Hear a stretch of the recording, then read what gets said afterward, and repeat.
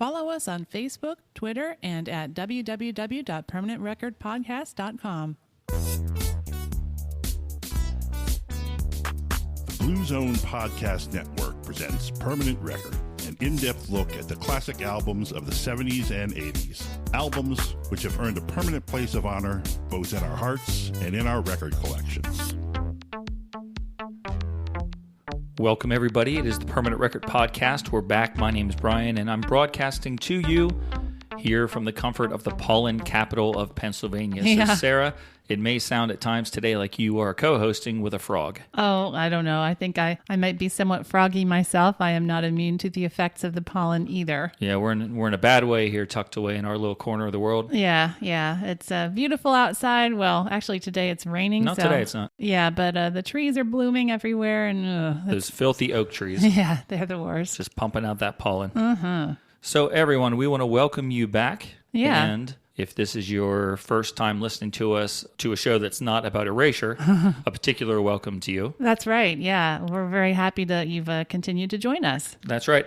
And also, if you're saying to yourself, where's Andrew Dinley? Oh, man, yeah. Yeah, I'm missing him too. I miss that guy too. Yeah, he's probably listening along with the rest of you. Hopefully we didn't offend him too much whenever we were all together recording that show. Yeah, gee, I hope not. Yeah, so Andrew, just wanted to say thanks again. I know you had a lot of stuff going on in that time period that we got together to talk. We have seen now on your Twitter and Classic Pop's Twitter, your special Pet Shop Boys retrospective magazine is out. It's on shelves and it's on your digital apps all over the world. So if you're a fan of the Pet Shop Boys, check that out. Right. That was something he was sort of working on at the same time as helping us out with the podcast. So it was really, really nice of him to take the time to talk with us and in the midst of his work. And I think that his work turned out really good in spite of spending some time with us. In spite of the evil influence of Brian and Sarah. That's right. It still turned out well. Yeah. And if you're missing Andrew, well, you can see some of his work on our Facebook page where that's true. Yeah. He was kind enough to design a cover photo for us for the AHA episodes that we're doing right now. Yeah, so that's up there atop of our page. Right. It looks great. It is. It's beautiful and better than anything we could have done in a short amount of time, and we really appreciate it. No, it's better than anything we could have done, period. Ever.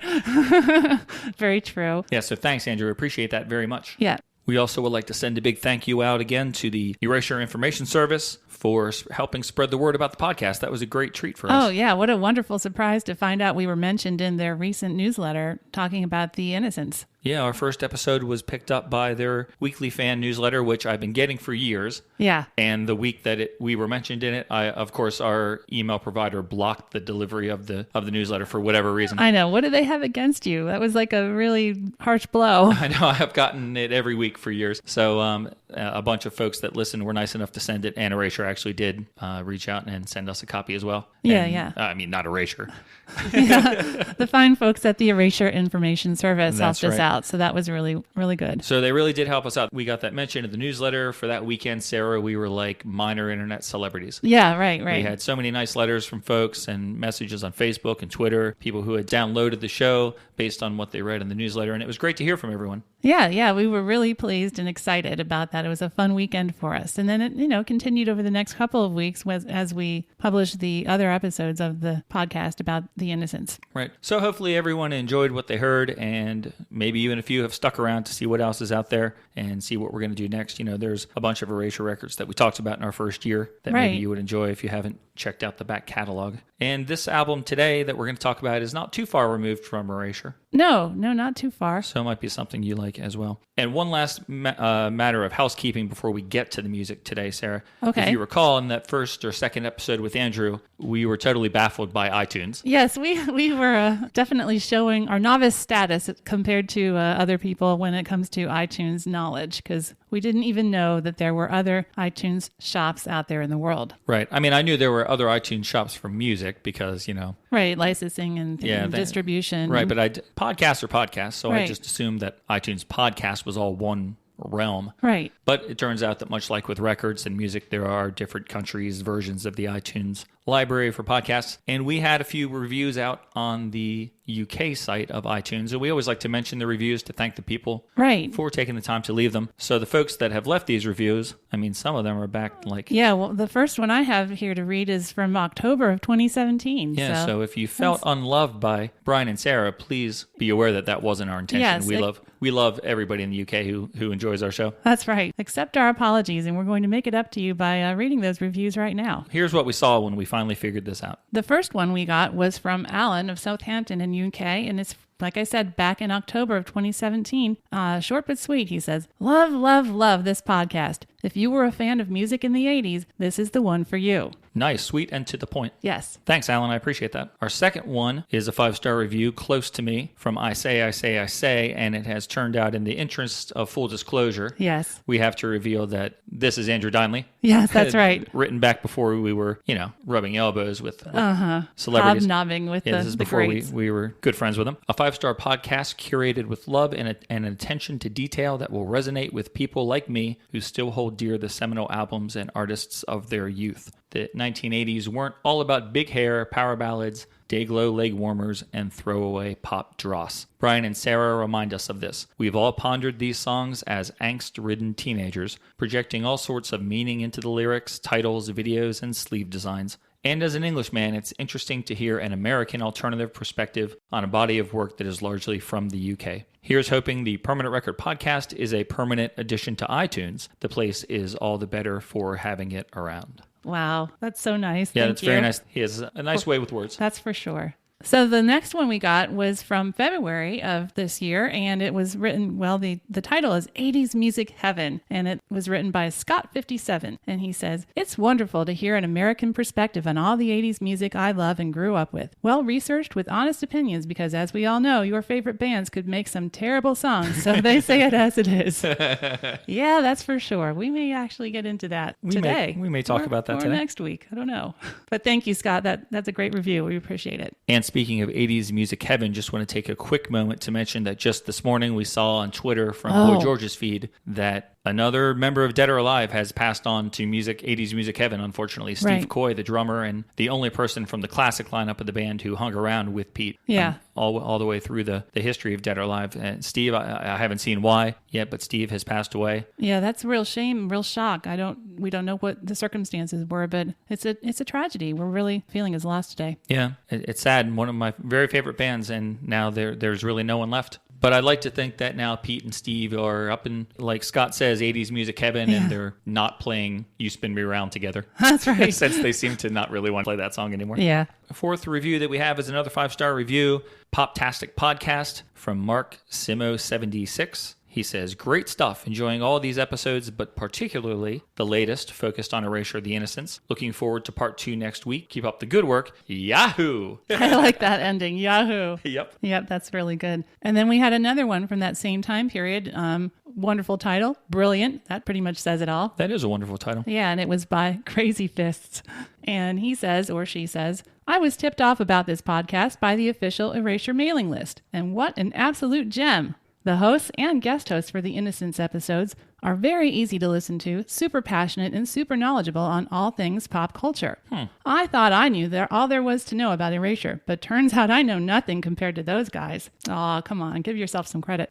Some of the backstories they were able to share around the tracks on the album and the process that went into making it were fantastic. I also enjoyed listening to the presenter's personal memories of each track. I feel it was a really nice touch and a great way to connect with the audience. I'm now an avid subscriber to this podcast and am currently working my way through their pretty hefty back catalog, rediscovering great albums by some of my favorite 80s icons, such as Yaz, Pet Shop Boys, and Depeche Mode. Highly recommend listening to anyone with even a passing interest in pop culture. Keep up the great work. Jamie of Nottingham, UK. Thanks very much, Jamie. Very nice. Yes, thank you. That was wonderful. So thanks all you folks, you kind folks, for letting us know what you think about the show and for all the nice write-ups. So now, based on all this, Brian, would you say that your New Year's resolution has been completed? Oh, yeah, my New Year's resolution to get 20, get up to 20 reviews. Yep, I'm already done. Think about it. We got them all over the world now. Yeah, so I'm just going to take the rest of the year off. Okay, so let's talk about the business at hand, which is Aha. Aha. I chose this album as I did back when we talked about Hunting High and Low, which was our second episode way back in the day. And I thought this was a good time to talk about AHA again because they just celebrated the 30th anniversary of the release of this album, which is Stay on These Roads. And I just noticed on Facebook today that tomorrow is the 8th anniversary of us seeing them live in New York City. Oh, that's right. On the Going Out on a High Note tour. Yeah. Oh my gosh. That was one of the best concert experiences of my life. And that's saying something. We've seen lots and lots and lots of concerts over the past, I don't know, almost 30 years. And that is still one of the top ones. It was a high note for me. Oh, yeah. They were amazing. Yeah, and the fact that they came to America was a big deal because they really hadn't toured in America for a long time. Right. Anyway, this album celebrated its 30th anniversary just a couple days ago on May 3rd. It was released in 1988 by Warner Brothers. Congratulations, album. Hooray, album. Happy birthday. Yeah. So shall we talk about how it did? All right, let's talk about some chart numbers, I guess. Yeah. So this was the third album. And of course, in Norway, it was number 1. What a big surprise. It was number 2 in the UK, which was wonderful. That's very good. Top 10 in 6 other European countries. Nice. Yep. And I think it must have charted really high in Brazil, too, because it went platinum there. But I couldn't find any historical information about the Brazilian album charts. Okay. But I know that it went platinum. And it went double platinum in France. It went gold in the UK and in Switzerland and in the Netherlands and in Germany. Wow, very nice. That sounds like a worldwide juggernaut. Yeah, it really was. It sold over 4 million copies so far, just this album. Cool. So that's really good. Yeah, I'm sure it performed that well everywhere. You would think. Unfortunately, in America. How did it do in America? Well, in a word, terrible. Oh, no. Terrible. It only got to number 148 on the Billboard Top 200. Wow, that's crazy. Yeah, it's ridiculous. None of the singles charted on the Billboard Hot 100, not even The Living Daylights, which had come out the year before, right. In conjunction with the movie. Hunting High and Low had gotten to number 15. So that was really respectable, especially for a debut. Oh, yeah. Scoundrel Days, the follow-up, got to 74. Yeah, I was wondering where that would have charted. That's a great album. It is a great album. I'm sure we'll talk about it someday. But 74 is still not that great. No. But at least it was in the top 100. This one barely even made the top 200 with 148. The last song that they had that even charted in America was Cry Wolf, which was number 50. I was wondering how high that got. Well, now you know. So where was Scoundrel Days on the album chart? 74. So it got to 74 with the highest single only getting to number 50. Yeah, not too good. That's a shame. It really is. I'm highly disappointed in the United States. Yeah. Shame. Yeah.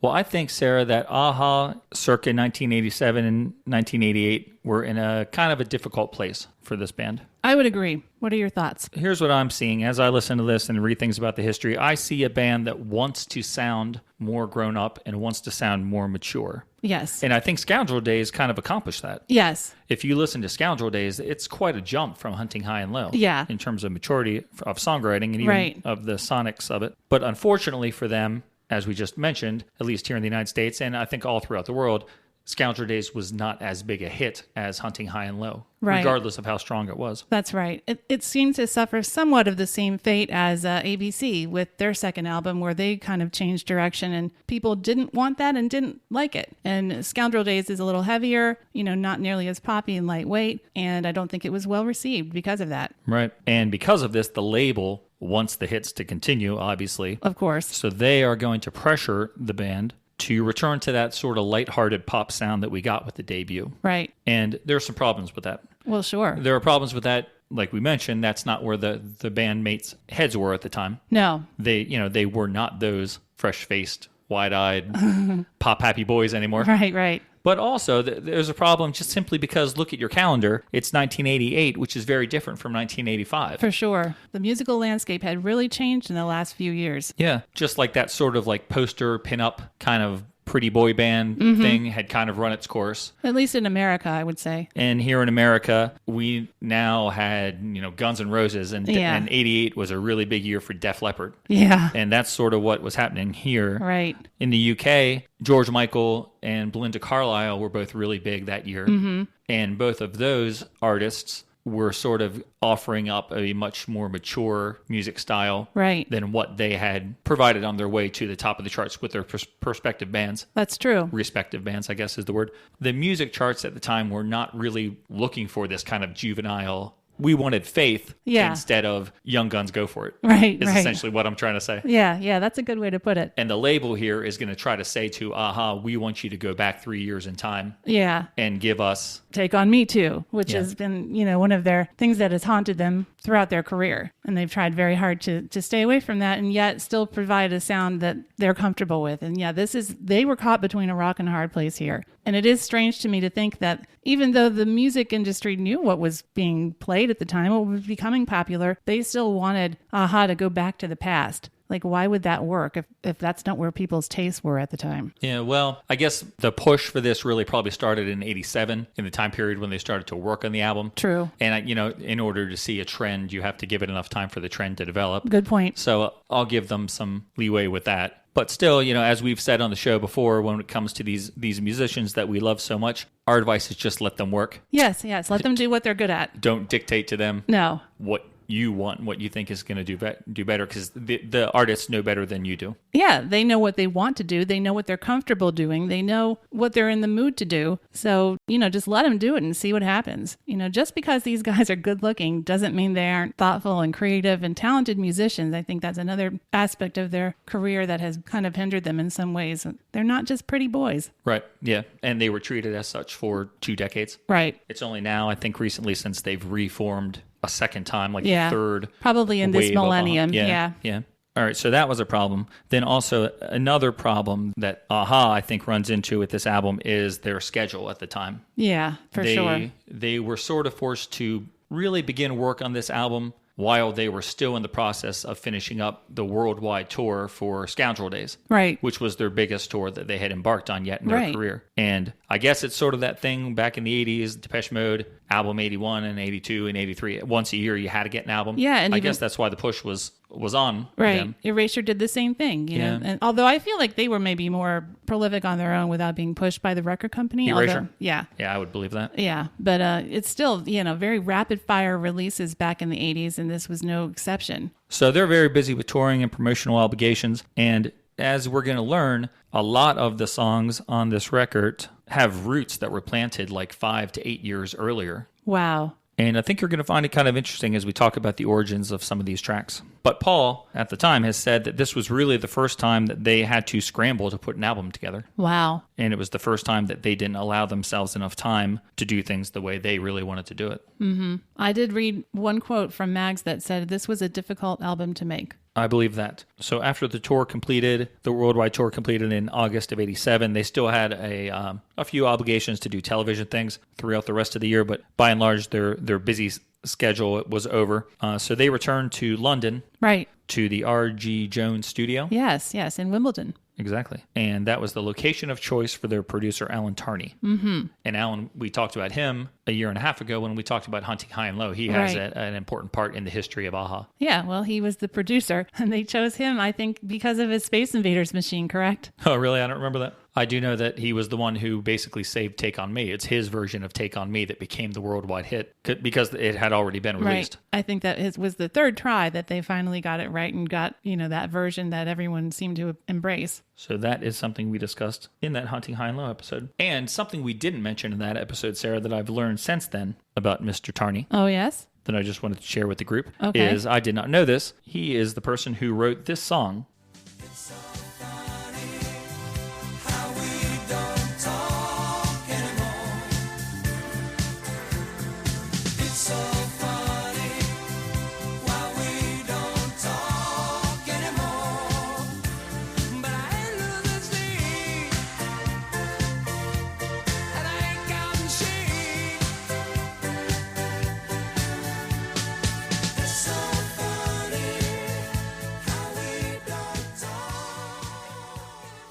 A little Cliff Richard action, huh? Little Cliff Richards. We Don't Talk Anymore by Cliff Richards, a song that I loved as a youth. You did. I thought that was a great song. I still don't know what he says in that one part that we just played. Yeah, I don't either. We'd have to I look. ain't got no cheese. I ain't got no cheese. Not between my sheets. I hope not. Yeah.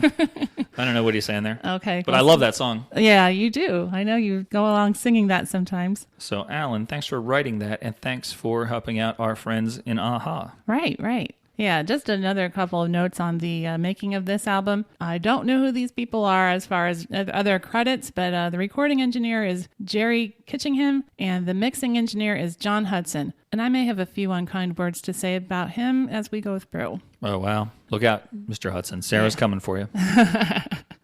So after this record, the band is going to move on from Alan. Oh, all right. Okay. And we won't see his name again with Aha until 2015. They invite him back, and he does a couple of the tracks on the Cast in Steel album. Oh, how about that? So that's kind of a neat reunion Yeah. way down the line. Yeah.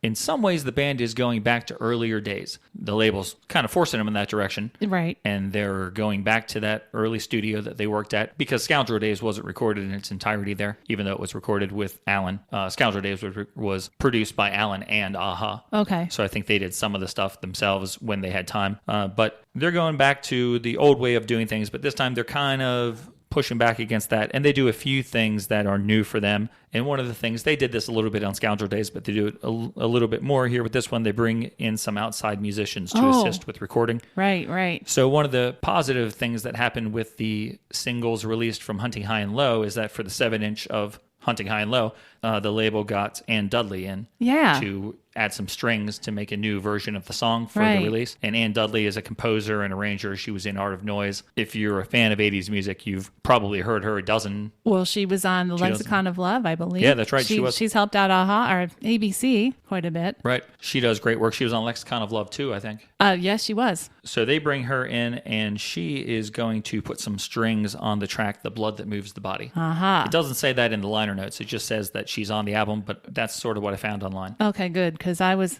made that speculation myself in my notes, never found the exact, confirmation, but I tend to believe that. And they also invite our old friends from Yes. just 2 weeks ago, the Kickhorns. The Kickhorns, yes. I saw them credited here, and I thought that was really cool. Yeah, that was great, because we just talked about the Kickhorns. We so did. If you're tuning in and this is your first time listening and you say like, oh, I want to learn more about the Kickhorns, go back and listen to side 2 of the Erasure Innocence album. That's right. Because we're not going to say anything else about the Kickhorns now. No, not right now. And another thing that changed between this album and the first album, and probably the second one, I guess, is exactly how commonplace digital recording equipment had become at this point. Okay. So this made demo recording way easier than it had been for them early on in their career. And it took some of the uncertainty out of recording, as it was easier to predict what you were going to get with each bit you recorded. Mm-hmm. The liner notes of the record claim that although they enjoyed some of the benefits of this digital equipment, it did cause them to make an extra effort to retain an organic feel with the music on this album. They intentionally set out to do that. If that's the case,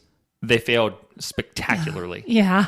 Quite spectacularly. Yep, I would agree. I mean, you got some hints and, ideas of organic sounds on here, but they are kind of buried and they're kind of overtaken by other sounds. It's just not as organic as I guess they would have hoped. It's not organic at all. And that's not always a bad thing, as I always say I love fake music. Oh, sure. Yeah. Yeah, but if you're going for one thing and it turns out to be something else, well, then, that's not so good. So the track listing that we get with this album is definitely a result of the limited time they had to prep for the record, as we're going to discuss, I'm sure. Had they more time, I really think that the tone of this record would have been more similar to what we get with the songs The Blood That Moves the Body and Out of Blue Comes Green. Okay. I think we would have had an album that sounded more like those two tracks instead of what we get. It's interesting to me that there's a quote from Mags years later where he states that the band had multiple discussions about moving on musically versus staying with our original mode of working and sounding. And I think that as they were working on this record together, they being the band, realized that this was a step backwards for them and a step downwards, and that they were being pigeonholed into a genre of music that I don't think they were really all that interested in anymore. Yeah, I think those are all very perceptive comments, and I would agree. I'm sure that they were frustrated working on this record, and I think Mag's quote shows that. Right. I think he's probably being a little, he's being polite with the way he's saying we had discussions. Yeah. I bet you it was some shouting and, angst, feeling some angst about, to a certain extent, their career was being taken out of their hands. Yeah. They weren't being able to do what they really wanted to do. Right. And the changes to their way of working that he mentions, I think, are going to bear fruit on their next album, because I think they're going to figure it out, do what they want to do on the next album. East of the Sun, West of the Moon. Right. That's my favorite of all Aha albums. Oh. That album is awesome. And I love it too. It's like night and day with this record that we're going to talk about today. So, Sarah, you said you have some reviews of how this record was Yeah, so we received? we talked about how well it was received by the public. Lots of great sales everywhere in the world, except, of course, in America. The reviews are a little bit mixed. I have one from Tom Doyle of Smash Hits from back in the day. He starts off and he says, Aha have already proved that they can invent rather splendid pop tunes, appear in clever and original pop videos, and cut it in the live experience. When it comes to making albums that are good all the way through, though, they've never been that much cop. In a lot of ways, this is their most consistent LP yet, but the problem is that it's consistently average. Oh, boy. Touchy is a merry little jaunt with a completely baffling chorus. This alone is love as a rather fine, blubsome snogger of a ballad. Boy, that's a mouthful. And You Are the One and Out of the Blue Comes Green are good enough tunes. But apart from the title track and the re-recorded dance version of The Living Daylights, there aren't really any other songs on this that sound as if they can match up to the completely brilliant hits the group have had in the past. Perhaps I will be proved wrong and forced to eat my so-called hat as they clock up chart-topping hit after hit between now and Christmas. Somehow I doubt it. And he ends with a 5 out of 10. 5 out of 10. Yeah. Well, I have a review from Rolling Stone magazine in Germany. So they gave it a 3.5 out of 5. Oh, wow. I summed a very long review up into just 2 sentences here. Okay. They say that the record, quote, made by highly ambitious musicians who are being forced to submit to roles picked for them by their label, in the end create a fairly average work. They call the record indecisive and say that much of the songwriting found here makes the musicians now in their late 20s look like they're teenagers again. Wow, that was very perceptive. Yeah, that was a really good write-up. Yeah, he really, I guess it was a man? Don't know. Okay. They really captured the essence of what you just said a few minutes ago about them being stuck and being trapped by their label. So all music, of course, is usually looking back. All music is not a review from the back in the day. Right. William Ruhlman says that Aha's recording career hit the skids in America with its third release. Yes, we've noticed. But in the UK, the album became the group's third straight to peak at number 2. He says there were 4 top 25 hits. And he says, even in a country with a demonstrated affection for Scandinavians, however, that was a fall off. If the decline was more gradual and 3 albums in, Aha wasn't demonstrating any development from its first hit, just more of the same and a little less distinctive. I don't disagree. Right. And then the Pop Dose review that I'm stealing from you, Yeah. I just took one sentence out of it. Okay, cool. Even the album's most interesting moments are appealing mostly because of how transparently calculated they are. Yes, I saw that too. And I don't disagree with that Yeah. either. So that's all the reviews I have, Sarah. I don't have any more either. So does that bring us up to our personal history? Well, I could talk a little bit about the album art. Oh, let's do it. All right. So I'm going to look at it as you start to talk about it. all right. The same person that did the art for Hunting High and Low and then even Scoundrel Days was involved in this album as well. The art direction and design is from Jerry Heldon, who is now with a company called Smog Design, but back in the day she worked for Warner Brothers, did tons and tons of stuff that Madonna, Janet Jackson, Pink, Joe Cocker, Rod Stewart, Tina Turner, Katie Lang. I could go on and on. Very, very famous art designer. And the photography was a guy called Just Loomis. Mm-hmm. Yeah, I saw that. Yeah, and he's a LA-based photographer. He's also done lots of work with Aha. He did the cover photo for Hunting High and Low, Stay on These Roads, East of the Sun, West of the Moon, Headlines and Deadlines, and Memorial Beach.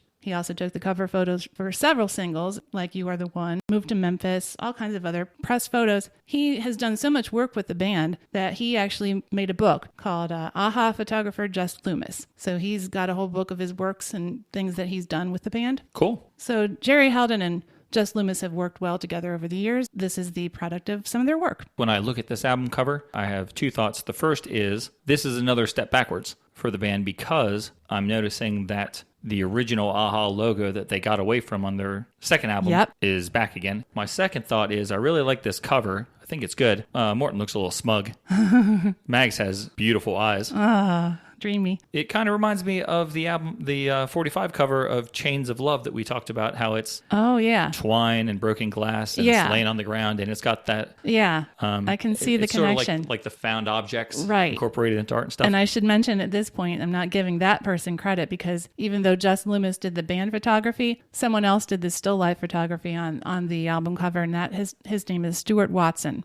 So he put all of that together for the album cover. Okay. He used the picture that Jess Loomis took of the band and added those other elements to create the photograph you see on the cover. Yeah, there's something in the top left-hand corner of the band picture that looks like it's sort of like a metal mesh. Oh, interesting. Laid across the picture as well. It's kind of cool. Yeah. I think this cover is sort of a combination of the first two albums as far as the typeface, because we've got the band name written like it was on the first album. Right. But then the title is a scrawled handwritten style like we saw on Scoundrel Days. So it's kind of like cursive handwriting. Yeah, it's sort of combining both of those two albums. And I like this album cover. This is my favorite album cover of their, like, the classic period, the first 5 a-ha albums. I think this is the best cover. Okay. Yeah, I think I like this one better than East of the Sun, West of the Moon, where Morton's wearing that funny bandana. I don't like that. Yeah. True. Now we are up to the personal history. So sometimes this is a really exciting part of the show where we have all kinds of good stories to share and, experiences with buying the album the day it came out and such things like that.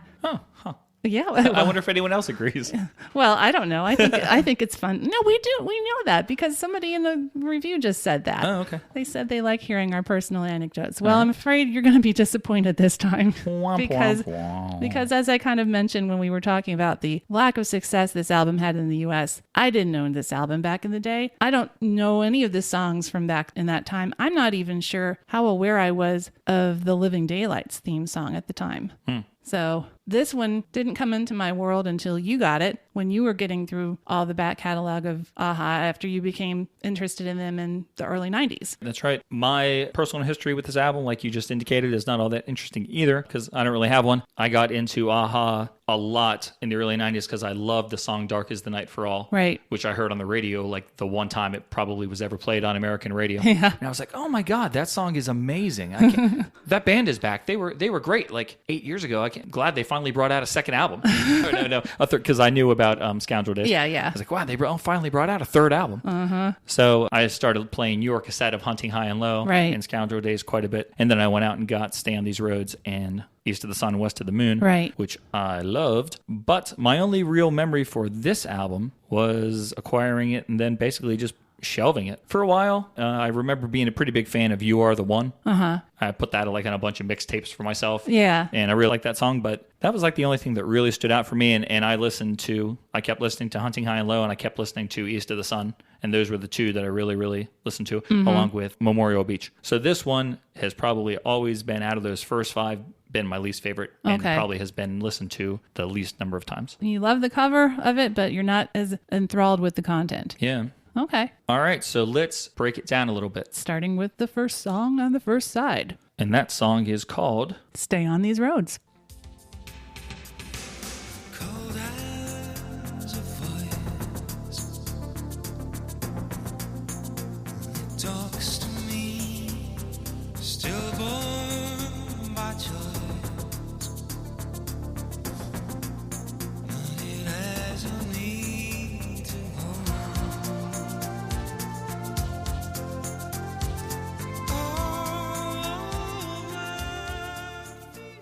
All right, the title track from the album makes sense that it's the first song, and it was the first official single from the album itself, if you don't count The Living Daylights, which is now on the album here, but not really released as a part of the album. Right, it came out like the prior year. Right, it was released back in June of '87. This song, Stay on These Roads, was kind of the predecessor to the album released on 14th of March in 1988. And it did pretty well. It went to number 7 in Germany, number 3 in France, number 2 in Ireland, and of course in Norway it hit number 1. It was the 4th number 1 single. How did it do in the UK, you may ask? Pretty darn well. It got to number 5, so that was okay. I wrote down these, I know you're doing the chart positions, but I wrote them down in a way I'm really proud of. Oh, good. Well, tell me all about it. Norway, number 1. Ireland, number 2. France, number 3. Italy, number 4. UK, number 5. Nice. I like how you went down the list like that. That's actually much better than what I just said. Very well done. Unfortunately for the UK, or for AHA in the UK, this was their last top 10 hit in the country until about 2006. That's right. Analog, the song Analog. Right. One of their best songs. That song is awesome. Yeah, so that's a good choice for them to get back into the charts with, but it's sad that it took them that long. Yeah, very, very sad. Yeah, of course, then again, in the United States, this was nowhere to be found. Nope, didn't chart. Nope. I saw that it was on the end of the year charts for Italy at number 8. Yeah, and I forgot to write that stuff down. I did notice that it did make a couple of year-end charts. Yeah, for the other ones countries. were all like in the 40s and 50s. Yeah, not terribly. So I just wrote down that one. Yeah, number 8 for the year in Italy. Pretty cool. Yep. And did you notice the B-side on that single? Yeah, I was like, is that correct? It's actually a song from the previous album. Yep, a great closing track. Last week, Oh, right. we got into a discussion on closing tracks Yeah, with Erasure, and then that carried on over to Facebook a little bit. that's right. With some folks as we talked about closing tracks. But Yeah. the wonderful final song from Scoundrel Scoundrel Days was the B-side, Soft Rains of April. Yeah, right. I think a different version of it, maybe slightly remixed or something. Or I didn't see that it was, but okay. it could be true. Yeah, but yeah, interesting choice that they went back to the second album for the B-side. Probably another product of their haste in the studio, not having enough time to come up with new B-sides. Yeah, could be. Yeah. So this song was written by all 3 band members, which I thought was interesting. You don't always see that, at least back in this part of their career. Right, I think that all 3 of them get a songwriting credit on Take On Me. That may be true. But Mag says that, or no, I think Paul said that anytime that the 3 of them would get a credit up until this song, yeah. really Morton would come in to like a fully set table. Like basically everything would be done. Okay. And he would just sort of maybe help with the vocal melody a little bit. Okay. But he said that with this song, Mags and Morton had a really beautiful thing going on with the chorus, that they were the main forces behind this, and that Paul came in mainly to help with the lyrics. Oh, very nice. So, and Mags has said that this is the first time that the 3 members of the band really worked together on the writing of a track. That's very nice. Good way to start off the album then. Is it? Well, in a collaborative way. I don't know. Huh. Well, I think it's kind of neat that this first song, as we start off the album, we hear a song that really was impacted by the advances in digital technology that I was mentioning. Oh, yeah. After the initial writing session with the full band for this song, Mag says he went home and worked on it through the night on his first generation Mac. And then the band was so amazed with what he brought back to the studio with him that they ended up using the drum track from his file, the synth guitars from his file, and the keyboard from his home recording version. Then they just added some accents and some colors in the studio. And this was the first time ever that the first recording of an AHA song made it onto the record. Wow. And it's all because of the digital technology made it so easy to do that. Wonderful.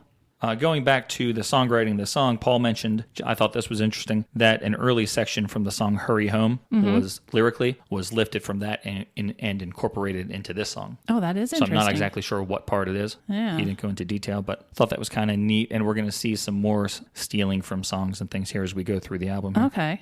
I think on the surface, this song actually does have more of an organic sound than some of their earlier works. Mm-hmm. That's on the surface. I think you can see that they're trying to do that. There are some sounds that sound like kind of like woodwind instruments, oboes or clarinets. However, this time they're not real like they were back on the first album. We had some real oboe on, I think, Living a Boy's Adventure Tale, maybe. Okay. And this one, it's not real. I don't really see this as being organic at all. I see it as being far more intelligently written. Okay. And like the product of musical minds that have grown quite a bit in 3 years. But to me, it still sounds crazily artificial. Okay. It has a lot of atmosphere to it. I think it's very ethereal and, I don't know, dreamy and very peaceful sounding. Yeah, I agree a lot. I actually even say, although I like the atmosphere of the lead into the vocal, basically the first 32 seconds, and I do like the synth bass sound that they use here, so I'm picking up on that atmosphere as well. Yeah. This has just never been a song that I enjoy listening to. Okay. It is an interesting choice for a first song, I think. Of course, like we said, the title, it's like, oh, gee, it makes sense to put it first, but it's not a fast song like they normally start off with. It does, though, I think, have a grand feel to it. I know it's kind of contradictory, but to me, it kind of feels both peaceful and powerful. You know, we get to that chorus, and that chorus is very, very strong. Very, you know, he just belts out those words, and it just seems to come together in the chorus, yet it's still very kind of calming.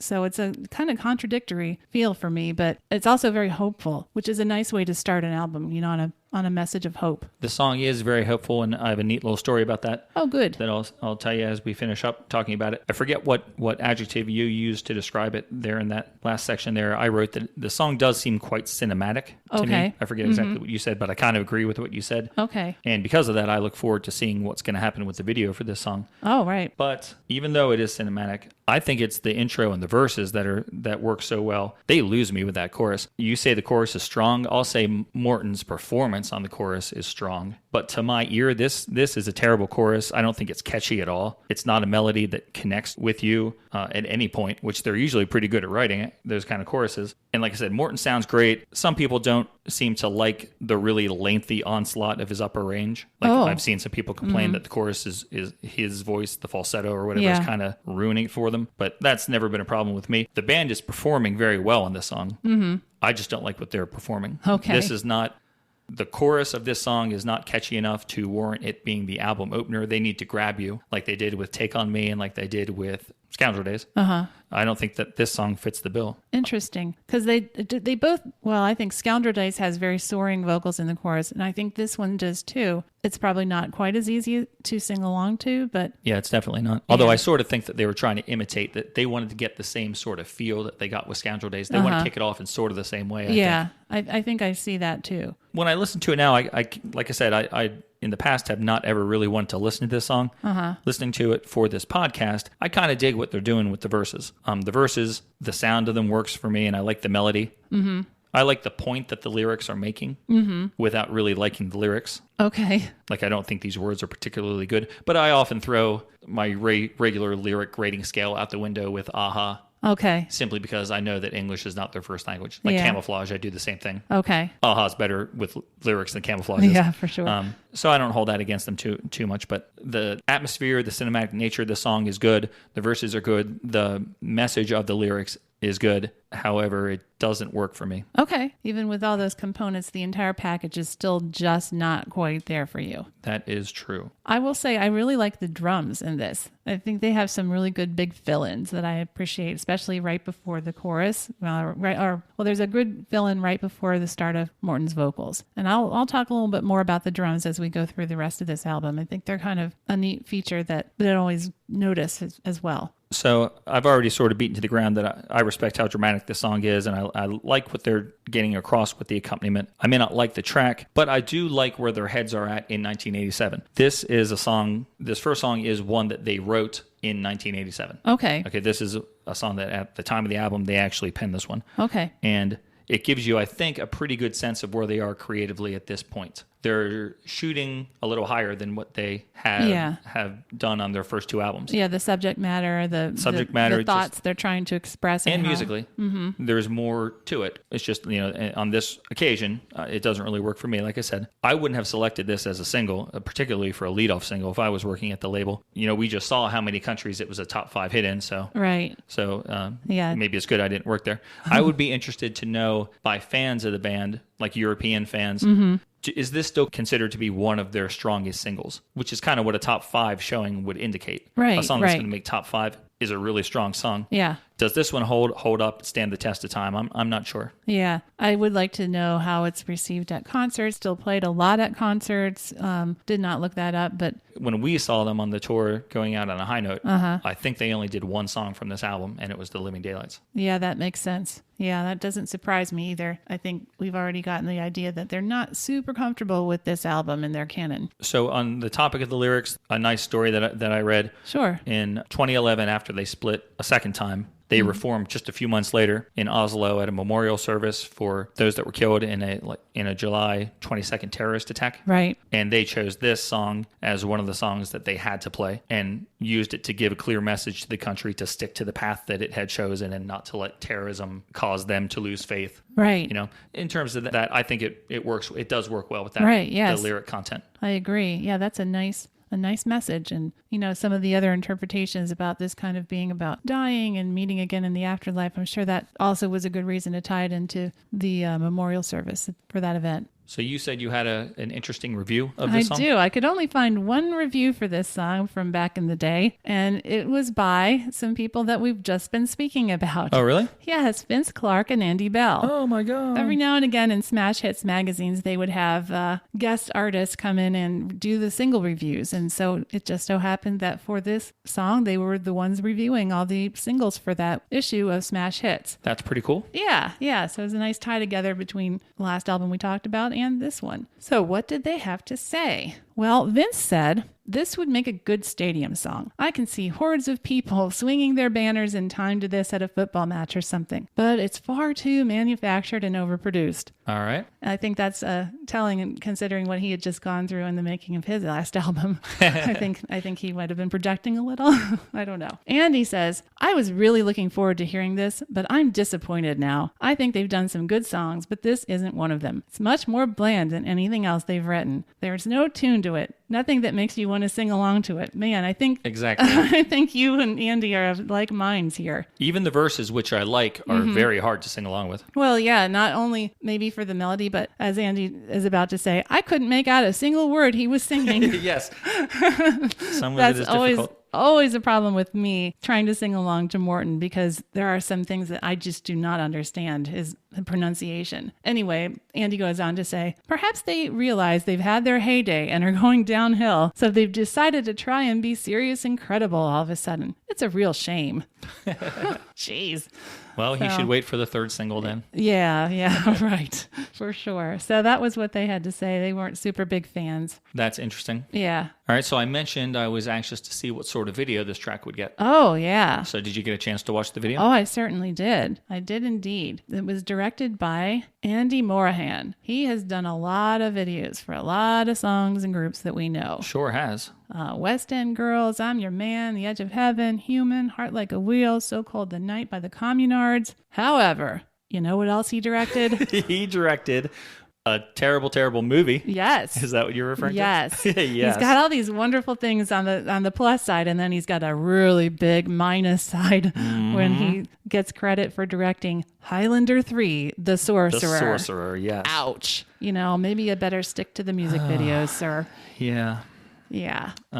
Yeah, in terms of music videos, I think that Morahan is extremely solid, at least based on this one video that we've come across so far. Right. And, you know, a lot of the ones that you mentioned I know as well. Sure. But for now, I'm pretending I only know this one video. Okay, right. We're going to see his work again with their next track. That's right. So I don't want to prejudge somebody too over anxiously based on only one track. But when I watched this video, I said to myself, Aha should have stuck with this video. Like Andrew pointed out the other week that Erasure never had the good fortune that Depeche Mode and The Cure had in finding a director to work with over a course of years who really understood them and somebody that got them. could help develop a visual image. Mm-hmm. From just this one video, based on all the other videos I've seen by Aha, I think that they would have been lucky if they were able to continue working with this guy. I think he would have helped them. I think he would have helped bridge the gap between what they were saying and singing and then the visual images that would accompany that. Because, this is a good video. Mm-hmm. I enjoy it. Although one of my very first thoughts as it started was, wait a minute, this song is called Stay on These Roads, and they're riding their motorcycles off the road on the beach. I thought, wait a minute. Well, they don't follow their own advice. Mixed messages.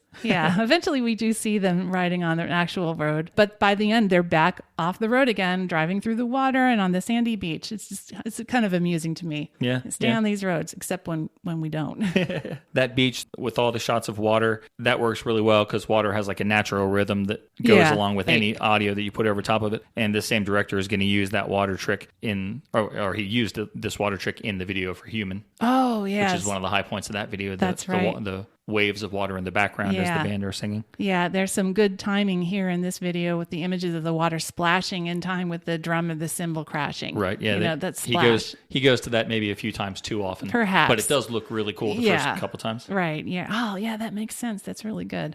Another thing that looks really cool is the slow motion motorcycling. Oh, yeah. Even if you're not looking at the toughest looking biker gang you've ever seen. Not at all. But seeing them ride in slow motion, that still looks pretty cool. Yeah. I do like how there's a lot of different interspersed shots here. We've got the band on motorcycles on some kind of journey, and then they're also in this big empty room with green and blue dramatic lighting, and they're playing and they're singing and they're posing. And then we also get some shots of an old man outside a shack with snow falling, which also goes along nicely with lyrics of the song. And there's some shots of the beach and the ocean. It's just a really good package. You know, it really visually all works well together, and the editing and the cuts that they do, it's very pleasing. It really is. There's no real story to it. No, but it's a nice visual. They may claim that picture. there is with that old man or something, but Yeah. I can't make it out. And it's not a black and white video, but we get a limited color palette. Right. Mostly blues mixed with grays. It's pretty muted. Yeah. And occasionally there was like an earthy red, but it gives it a really nice look, I think. But the thing that makes me the most happy watching this is that we are seeing the band play the roles that they want to play at this point in time in their career. They're moody, they're grim, they're dramatic. Yeah. 2 songs from now, we're going to get a version of Aha that the record label wanted. That's and right. we can compare them at that time and see which one works better on film. Yeah. Because it's night and day, in my opinion. Mm-hmm. But this, I may not be very positive about this song. I'm very positive about this video. Right. Do you think that watching the video helps your enjoyment of the song? No. Okay. You still don't like the song that much, but you don't mind watching the video, even though the song is attached to it. Right. All because right. of the reasons I said. Right. The director has a nice bag of tricks, and because when I see it, I think Aha was probably very pleased with this video. I would hope so. Because I think this is where how they wanted to be perceived Yeah. in 88. Yeah, I would agree. All right, so now we're up to song number 2 on the album, and this was the second single, as you just pointed out to me, if you don't count Living Daylights, which I'm not going to count. Okay. And this one's called The Blood That Moves the Body. It's the way we feel tonight, as if it's all new, all right. My love, won't you come back to our love? You know I'll react to the blood that moves my body.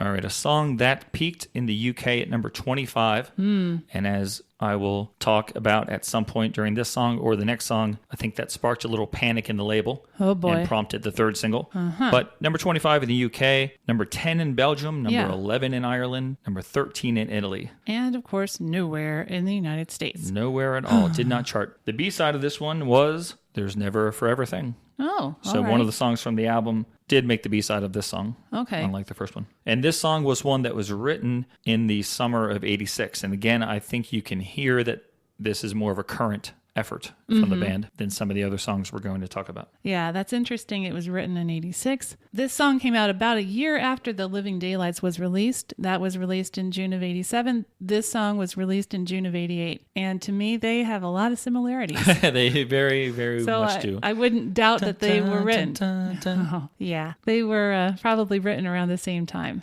Sounds like it. So Paul states that he was inspired to write this song because they were touring in Japan and that he was reading a lot of Japanese literature. Oh, okay. I don't really understand how that relates to this song, but that's what he says. Yeah, I don't either. Wikipedia also mentions that the lyrics have been attributed to teen suicides in Japan, so maybe that fits in there somehow. Yeah, I've never seen any corroboration from the band on that topic, but I did see that theory a few different places as well. Yeah. A lot of times when people say, like, I wrote the song because I'd been reading a lot of books by John Smith, they'll then mention, like, how the books influenced them or what they were trying to get across. He didn't really say anything at all. He didn't go into any detail. No. All right. So this is my second favorite track on the record. I really do like the song a lot. Oh, yeah. My favorite track on Scoundrel Days was a song called The Swing of Things, Oh, yeah. or as they say, The Zwing of The Things. swing of things. And to me, this sort of sounds like kind of a rewrite of that song, which was then put in a James Bond blender Okay. and stirred up a little bit. All So right. you're also getting some of the Living Wait. Daylights in there. Stirred, not shaken. Yeah, really. Okay. So, but I really like the very first bits that you hear are once again very dramatic, and this one's very, very Hitchcockian. Oh, yeah. That's kind of squealy strings. Yeah, Yep. that is kind of like Psycho or something. Yeah, so that's probably Yeah. coming from Ann Dudley. That's probably something Oh, that she most likely. arranged for them. Yeah. But I think it draws you into the song right away. Oh, yeah. Yeah, because you're like, ooh, it's very tense and anxious. And what is going to happen in this song? Yeah, and during the verses, I like that we get what I'm pretty sure is a keyboard that sounds a lot like a guitar. mixed with an actual electric guitar. And sometimes the guitar is doing some quick strums of chords, and sometimes it's just sort of noodling its way with little brief accents and things. Right. The guitar is all over this album, but it's just rarely used for anything of any duration. Right. We'll yeah. talk about something. That's Yeah. not, that statement isn't exactly true the whole way through, but No, but it makes more cameo appearances than really long, prolonged, extended stays in the song. yeah, with a few exceptions. Right, And right. So those keyboards and that electric guitar, I think they mix really well with the very bouncy bass line we're getting in this Yeah. track. The song in general, I think, is an excellent example of the style of song that Aha has really been very good at making. They combine pop and rock and orchestral elements very seamlessly. I Yeah, think, that's true. we first got exposed to that with the wonderful song, The Sun Always Shines on TV. Ah, yeah. Yes. And I mean, they get away from this style in the years to come, but at this point in time, this is like a really very strong suit for them to be able to combine those elements and do it very well. Yeah. And they get some help here, like we said, with Ms. Dudley. Oh, But absolutely. it's something, like you mentioned, that they've been doing for a long time. Right. And vocally, I really enjoyed this one. I think Morton sounds much stronger and more confident in this song than he did on the first track that we talked about, Stay on These Roads. I just like his performance a lot better on this one. It's pretty smooth.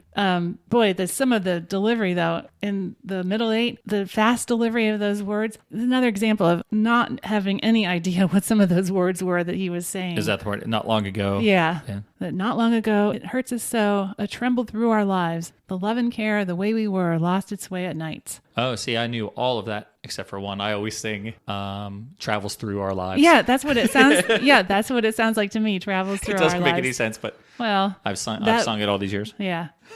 But speaking of lyrics, I really do like the lyrics. The blood that moves the body now covers the ground. Yes. I think that's really cool and very Bondish. Very Bondish, yes. Yeah. And lyrically, I always thought that this was about someone who killed himself over love. Ooh. But then when I was reading the lyrics for this podcast, I noticed that in the last verse, it changes to the blood that moves our bodies. So I'm like, oh, was this like a murder-suicide? Oh, man. It's dark. Yeah, it is dark. You get that, like they said on Wikipedia, Japanese suicide. Maybe it's about that. But then the Hitchcockian strings and stuff makes you think that there's something even more sinister than just a suicide. Yeah. Speaking of the lyrics, there's a couplet that I wanted to mention for two reasons. Okay. I've always liked one line of it, and then I just learned something about the other line, so that's why I want to bring it up. Good. Let's do it. The lyrics are red stains the eyes of a blue dog. My pain fades as the interior fogs. Mm-hmm. The part that I just learned about is that there's actually a short story called Eyes of a Blue Dog. Yeah, I read never that. knew that. I didn't know that either.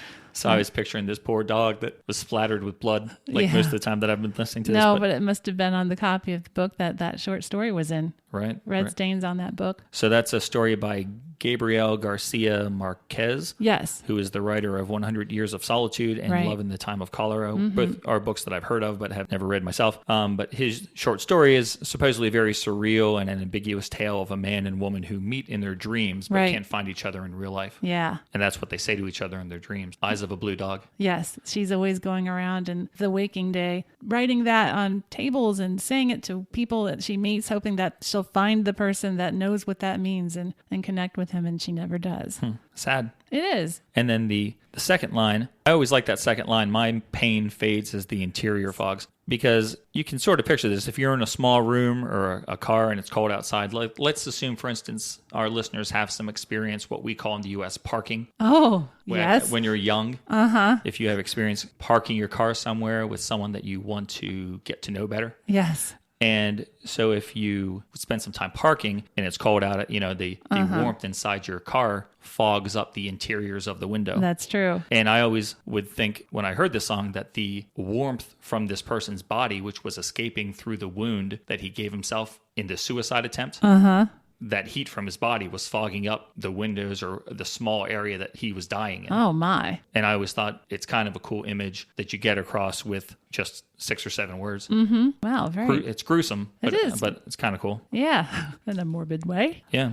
This is another video that was directed by Andrew Morahan. My man. Yeah, he is your man. And this is another really cool video, another one with all kinds of different things going on. What I picked up on especially was that all three of the guys are generally shown separately. They don't really show them together except when there's live performance shots, but even then, they're not really all shown together. So I'm wondering if this sparked any rumors of the band not getting along, like, oh, they wouldn't even be filmed together for the video.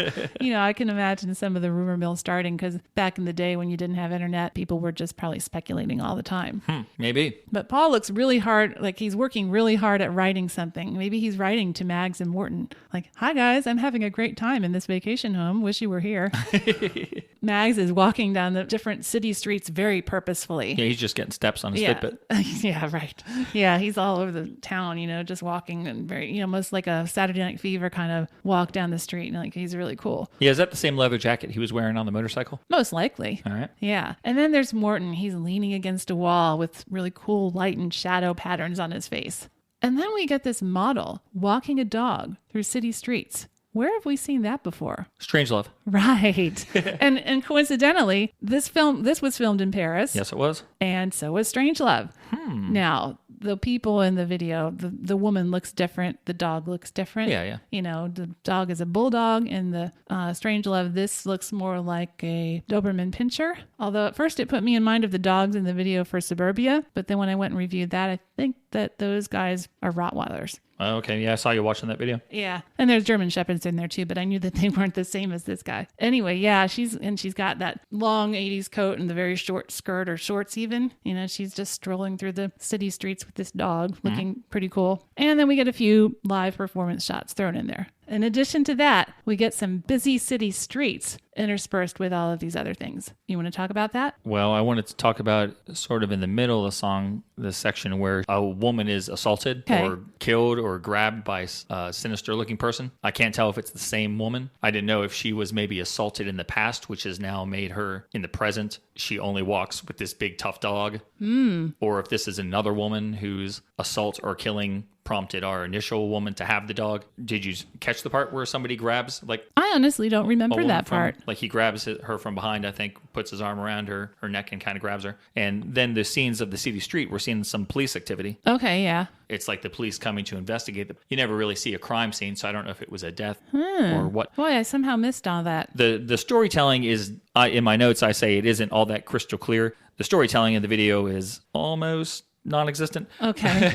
but there is like a story in here, some sort of crime story, which goes with the sinister nature of the lyrics and the sound of the song. But I can't figure out exactly what's happening. I can't imagine that it's the girl that we're seeing walk with the dog being assaulted in the present, because no one's going to mess with that dog. Yeah, right. Yeah, that's interesting. I will say, as I saw the kind of like the black and white shots of the city streets with the traffic and stuff, I saw in the beginning a glimpse of a guy who looked like the bad guy in the Take On Me video, like the drawing of the really? bad guys with the helmets. Yeah, it was like around 52 seconds, and I tried to isolate the frame with the guy's face, but I couldn't. But there are a couple sinister looking characters that we see flashes of, and I do like how the color kind of fades to black and white throughout the video as they change from different scenes. It's, again, more muted, I think.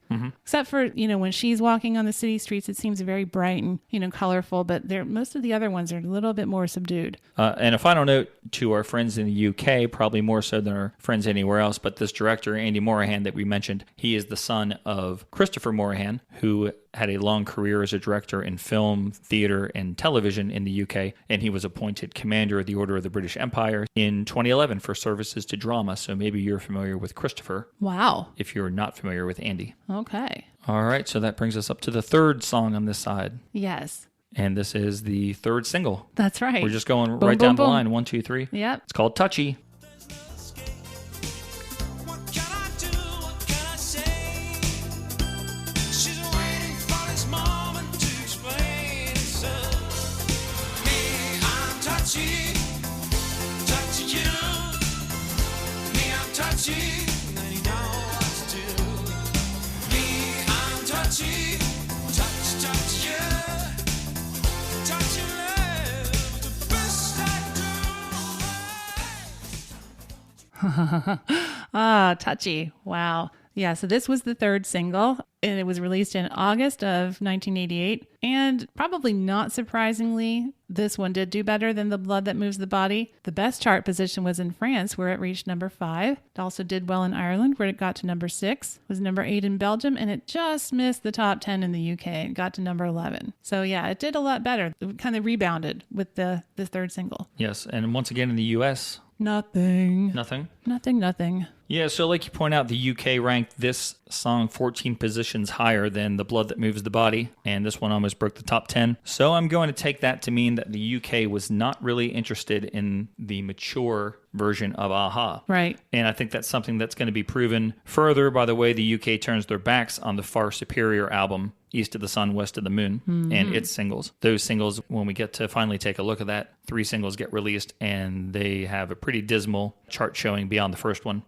So for further proof, I think we're going to have to pay attention to the chart position of the song You Are the One when we get to it. Right. Because that's another old throwback, silly kind of Aha song. Yeah. But for now, I'm going to tell you to keep that in mind. Okay. That the public everywhere and the label wants this touchy version of Aha Yeah. way more than they want the Blood That Moves the Body version of Aha. Something closer to Take On Me Part 2. Yep. What a difference between the song we just heard and this one. You know, what a shift. It is crazy. Yeah. And part of that comes from the fact that this is the first song on the album that was not written in the, the present. Okay. The present of 1986, 87. Yeah. This was a song that the band recorded demos of back in 1983. Oh, my goodness. So it's the first song not coming from the minds of more mature and developed songwriters. And man, is it obvious. Oh, for sure. This one immediately puts me back in mind of stuff on the first album, especially Blue Sky. That was the that one I connected with the most from the first album, because that one's like a very silly throwaway pop song with strange lyrics. And I mean, it's fun and it's enjoyable, but it's like, what is this song? And this has the same kind of feel to it. Yeah, and I think the original lyrics of this song that I read about, probably even more so, the original version of the song, the lyrics were about hay fever. Oh my gosh. And so it... Hey, I mean, I can appreciate, someone sympathizing with hay fever. We're dealing right. with it right now, but I don't know if I want a song about it. Right. The demo version starts, Summer found us in her slow and dreamy way, and then as they were working on it, they changed it to Donna. Okay. And I saw a cheeky note somewhere about the band refuses to comment on what influence Donna Summer may have had on this version of the song. Oh man, which I thought was funny. Oh, that's good. Even with that lyric change, changing Summer to Donna, it's not nearly enough to negate the feel that this is a band that is being forced into the role of a teenage boy band with this track. Yeah, for sure. It's so much lighter weight. It's got so much less going on. It's just so much more disposable, I guess you could say. Yeah, that's a good word for it. It does remind me of Blue Sky, and I know Blue Sky felt very much like an album track, just like a filler kind of thing. Not filler in so much as they needed songs for the album. I guess so, but they also needed particular types of songs for the album because of what the record company was telling them. So here is an example of that. Yeah. We need more old Aha stuff. Okay, well, here is literally some old Aha stuff. That's right. And obviously the label's plan is working. So this charted a lot higher than, like we said, Blood That Moved the Body. I can't even imagine what the band members were probably feeling as they were watching this happen. Yeah. We mentioned that Mag said they discussed whether or not they wanted to continue working and sounding the same as they had been. Right. Like I said, I'm confident he's downplaying the emotion and the passion that went into those discussions. As artists, I can't believe that the band was fully comfortable with the hodgepodge of a record that they're assembling. I like to think that if they had more time to work in this record, songs like Touchy wouldn't have been on the album. I agree. I don't know if that's true, but right. That's just a thought. I just know that they were under pressure to deliver a record and dug into their back catalog to help them finish in time. Yeah, I think you're right. I think this is just another example of them being pressured into doing something in a time frame that they weren't comfortable with and with constraints that they were not comfortable with. Yep, exactly. And having said that, do I hate this song? No. No, I love the song. I know. Yeah, we're like or bad mouthing it, and we're saying, oh, this is such a juvenile song. Yeah, we love it. Yeah. I do, because it is so much fun, and it is so silly and bubblegum, and and it's a great summer song. Releasing this in August was a great idea because this is a good summer song. Yeah. we have nothing against fun pop music. Right. It's a harmless, lightweight pop song, and there is definitely a place in my world for that. Yep. So, yeah. I gave it perfect rating. I heaped praise on Wonderland by Erasure. Exactly. I said that Zillionaire by ABC was extremely fun, and I almost gave that a perfect score. Yeah. So when Touchy comes on, you can bet I'm bopping my head and I'm smiling. Oh, yeah. And I'm sorry to say it, Aha, because I do like the kind of music you put out in this style. I just recognize that this is probably not what you wanted to do at the time. Yeah. But I thank you for doing it anyway. There are some incredible things here in this song, I think. The rhythm section, I think, sounds great. Yeah. Drums and bass. They do a wonderful job selecting keyboard voices and accents. Oh, I know. I love the little chiming bell synths. Those are just lovely. I think all the synths are lovely in this one. Yeah. Vocals sound amazing. Mm-hmm. This is a pretty great, silly pop song. I even like the really out-of-place electric guitar solo and harmonica thing that happens That like is for so- no reason in the yeah. middle of the song. If you want to hear it around 3 minutes and 19 seconds in the middle of this completely cheesy synth onslaught, Yeah. we get this.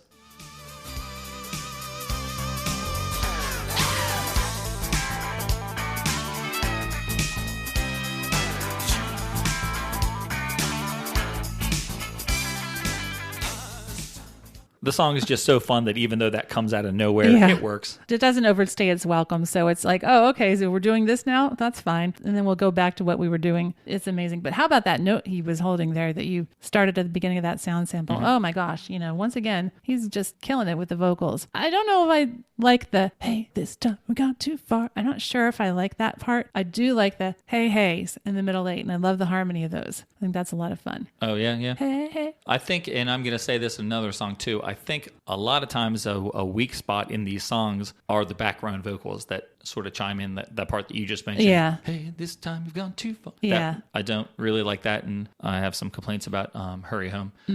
That's kind of the same thing. So I Okay. agree with you there. Okay.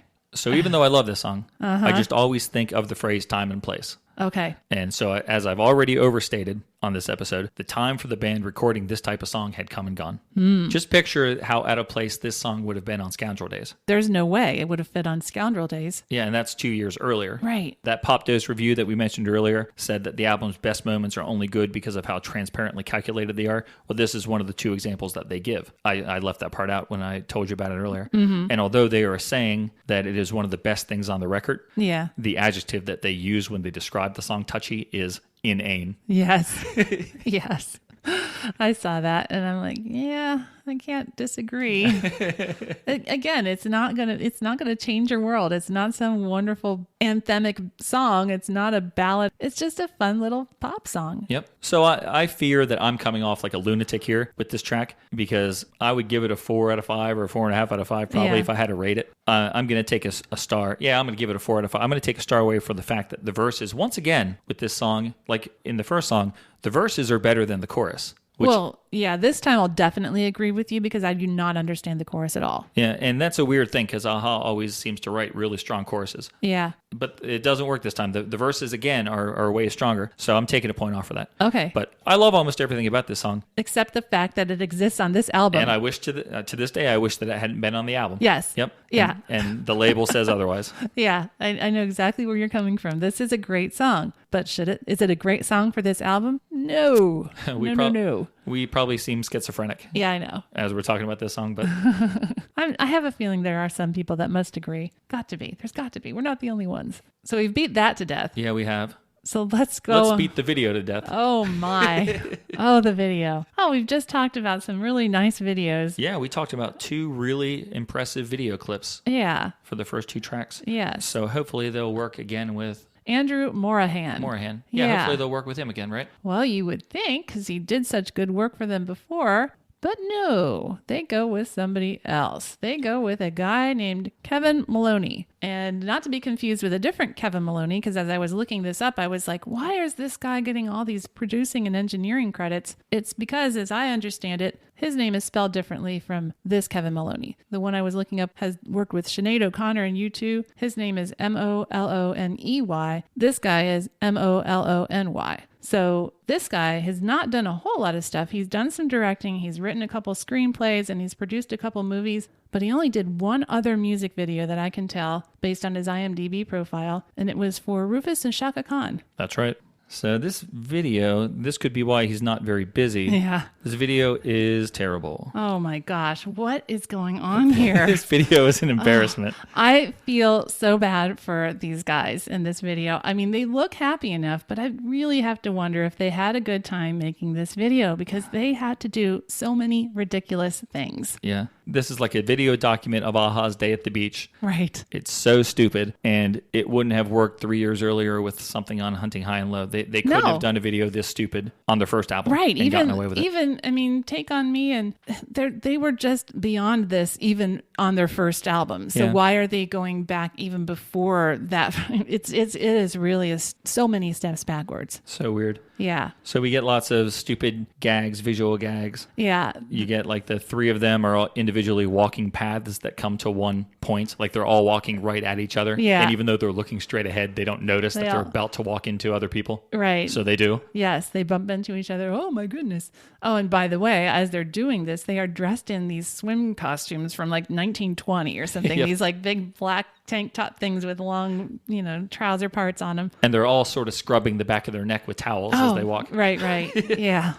And then you get, like, I think you said it was sort of like the walk like an Egyptian walk. Yeah. The three of them on the beach. Yeah. And there's like these two bathing beauties that are watching him. And they turn to the camera and they're like, ooh. They're like, yeah, that's super appealing. They are really, really hot looking guys there in those 1920s outfits. Yeah. And then another thing that I pretty much hated was that early in the clip, we get like 3 giant wicker baskets that have beach beauties in them who pop up and they're like pretty girls and stuff. But then later in the video, Mags pops up wearing like a woman's hat from out of one of the wicker baskets. Yeah. And then a second later, Paul pops up too. He was in the same wicker basket. Yeah. And the wicker basket thing started off with Mags playing like a flute or something like he was a snake charmer. And that's when the women came out of the baskets. Oh, yeah, that's right. So there was like a snake charmer theme going on there for some reason, which then they completely abandoned and just have 2 guys in the basket. And when he was playing the flute, wasn't he sitting next to like an old woman? Yeah.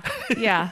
There's just so many random things. Like there's a scene where Morton is lying on the beach, like it's really close up. He's laying there. He's like way in the foreground. Yeah, and then the woman is walking by in the background, and she looks at him, and she's kind of like, She's really mad, I guess, that he had the nerve to fall asleep. Yeah, on the beach. But then he wakes up, and then he just like picks up some sand and runs it through his hands. Yeah, but she doesn't see. She's already left in disgust, so she hasn't seen that he really was awake. Yeah. But then, unfortunately, the tables are turned, and when he goes to see her later, she's asleep. Yeah, and he's all put out.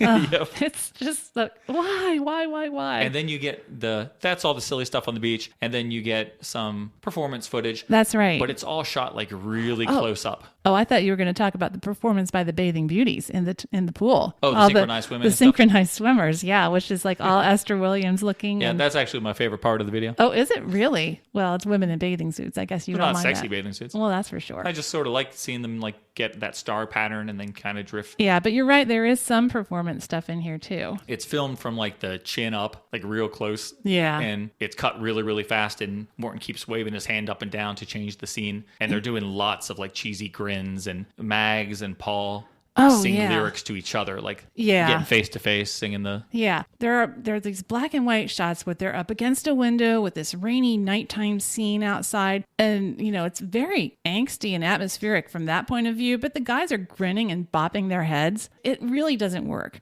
And then the other ones that are interiors where Morton's leaning against something again. He's always leaning against something, and then Paul is bopping and playing the keyboards, and it's still like very out of place. It makes no sense. You're absolutely right. The setting with the rainy weather, dark outside, that doesn't fit with this song at all. We've got all these beach scenes, and then he's like in a dark and moody place, and it makes no sense. I guess we don't have to beat that into the ground. The video is not good. Have we covered it? Have we gotten across the fact we think it's a ridiculous video? It's actually the video the song deserves. Well, right. Oh, and I forgot about the very end. There was one more thing, because out of all these other random and disjointed things, they're at the very end, all of a sudden, they're in a city throwing a soccer ball around. Oh, yeah, they are. They're passing it to each other and throwing it, and they're walking down city streets. It's probably Paris again. I don't know, but why? I forgot about that. Why? Yeah, because it's like the only time they're doing that. They're only time they're in like regular clothes outside. It makes no sense. Yeah, very weird. All right, let's move on, shall we? Because my emotions are running wild with confusion right now. I can tell. I hate things and I love things about this song. All right, so we're going to get off this track of discussion and move on to the next song. Let's slow things down a little bit. Yes, let's. So this is a nice little tender song, and it's called This Alone Is Love. Souls are a myriad of wars, and I'm losing everyone. It will make my last breath pass out at dawn. It will make my body dissolve out in the blue for you. Oh, baby, what can we do? All right, so this is our first album cut, the first song that was not released as a single anywhere, This Alone Is Love. And this song is kind of interesting to me in a relatively annoying way. I don't know if you studied this at all, but this song harkens back to Paul and Mag's first band. Oh, no, Bridges. I didn't know that. Basically, this song is just sort of a construct that was built from songs that they had already written many years ago. Bridges released an album in 1980. Oh, okay. They sort of steal bits and pieces from songs they already released on that album, and I have little samples of each of them to play for you. So the first one is a song called May the Last Dance Be Mine. Oh. And listen to this. What's the love I can't find? Won't escape my mind. It will make my last breath pass out at dawn. So please. I'm going to call that the chorus. Yeah. The song, the lyrics are very brief. And Yeah. So I'm going to call that the chorus. That's what I was calling This it, will too. make my last breath. That's the best part of the song, I think. That's a great part. But it stems, they stole it right from this song where they evidently had a terrible singer. Yeah. From 1980. Oh, man, he was bad. Yeah. But at least I could understand what he was saying in that verse, in that part, because I've never been able to understand that first line in the chorus. I'd rather not understand him. He sounds terrible. And then they had another song called Every Mortal Night. And this one's a little harder to make out simply because he's mumbling a lot. You're going to hear the section in here about our souls are a myriad of wars. Oh, yeah. Trouble by trapdoors. Our souls are a myriad of wars. We are losing everyone.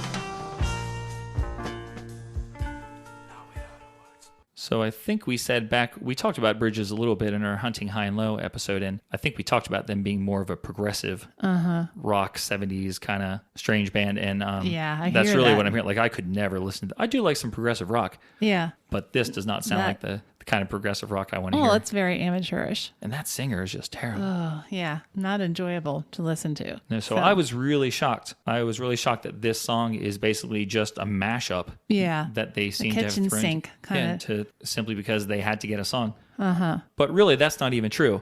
So I learned that stuff about those songs, and then I was mad at them. I was like, oh, you took like these two old songs. It's not even like they're unreleased tracks Yeah. that no one has heard. You actually put them out on an album that I'm sure nobody heard. And I was like, you just because you're short on time, you chinsed out like this. But then I realized that I had seen something about this song earlier. This was actually a B-side to I've Been Losing You from Really? Scoundrel Days. They did a version. It's a different version. It's not the same No. version. It seems like they re-recorded it again. Okay. But they used that as a B-side for that single. So this is not just a song that they ripped off from Bridges. It's also a song that they already had released as Aha. Wow. But now they're Rehashing throwing it on it this again. album to save time and fill space. Wow. I did not know any of that. That's shocking. I'm like disappointed in Aha because of all that slacking off. Yeah, you don't like when people do that, when they recycle things of their own and, they seem to cut corners. Yeah, exactly. Well, I didn't know that at the time. I didn't know that until you just told me. But I still like this song. It certainly is a very huge shift from what we just heard. We go from very poppy and bouncy to very kind of arty and angsty. And I would say this song would probably have done better as the closer on side one. I would have switched this one and Hurry Home. And I can get into that a little bit more later. But I really like how this song ends. And I think it really would have ended the first side very nicely. That statement is very astute, I think. I think that's an excellent point. Yeah. And I can go into that more when we talk about Hurry Home. But I do like this song, but it is oh my gosh, it's funny though that lots of pieces of this were from like 1980, and yet this sounds to me much more mature and sophisticated than what we just heard. The work that they put into it to make it sound like this, it sounds like they worked a little harder on it. Oh, yeah, I'm sure that they did. But the sound of this, I don't think the sound of this is all that incredible. To me, this song sounds like a demo. It doesn't have the full finished sound that I expect from like an aha completed song. That main keyboard that plays the chords in the early verses and the whole way through, that has the sound of like the cheapest of presets. Yeah. I can see like an R&B one-hit wonder using it, or like Krista Berg on one of his cheesier ballads. Okay. And at first I'm okay with the bass, but after a while it just sounds so weak and repetitive that it needs to be beefed up. I understand. I think that they're intentionally going for some like a very fragile sound with the accompaniment of this song. Yeah. But that bass, it needs something after a while. Well, I have some thoughts on that. I do agree. I'm not the biggest fan of the keyboard voice. It sort of sounds like an electric piano. It makes the song to me a little boring. It's the one that plays the chords during the verses. I think we're talking about the same one. Yeah. I do like the bass. It's tucked into the chorus, and then there's some really good bass at the end, but you don't really hear it well if you're not wearing headphones. I listened to this album many, many times over the past week and a half in my car, and that was fine. But then I listened to it in headphones, and I'm like, wow, there's all these pieces I'm not picking up. And this is where I'm going to start complaining about the mixing. Okay. Because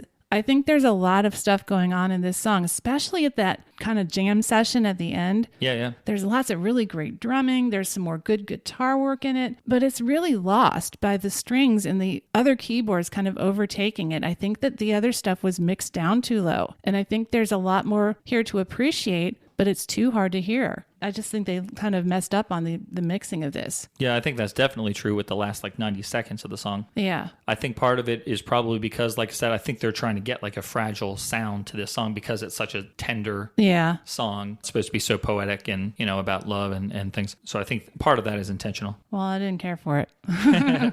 Oh, I also don't care for the drums in this song. I think they sound very much like a Casio preset rhythm. I don't know. There's some really good fill-ins there too, I think. But to me, it just sounds like they're hitting the fill-in button on a Casio keyboard. Well, I still like them. You like fake drums sometimes, and I like these. If they're fake, I like these too. One thing I really, really like is that quick sequence of notes that precedes the chorus, you know. And I'm losing everyone. It just kind of flies through your ears so quickly, and it really builds tension. And it reminds me of the build-up in The Sun Always Shines on TV right before the middle eight, the orchestral section, you know, where it kind of just zoops up. I love that part in this song. I think that part sounds cool. really And that well chorus, done. the chorus is really strong too. Oh, yeah. I've always loved the chorus to the song. I just sort of got a little disturbed with it because I found out they ripped it off from another song. But if I had never learned that, I was planning on coming in here and saying, I love the chorus of the song. All right. Well, I'm going to still say it because I didn't know that until like just a few minutes ago. Yeah, I still love it. Yeah. We talked about those words that he ripped off, or the lyrics that he ripped off. Our souls are a myriad of wars, and I'm losing every one. So when he sings that, it sounds like he's losing every one. 2 words, like as in he's losing every war. Yep. But when you see it written down, every time I've seen it written down, everyone is 1 word, as in he's losing everybody. I would tend to think that's just they didn't understand. Like when they printed up the lyrics, they didn't understand the implications of that. Perhaps. That's what I would think. I don't know. I mean, it works either way to me. Either he was being clever or it's a typo.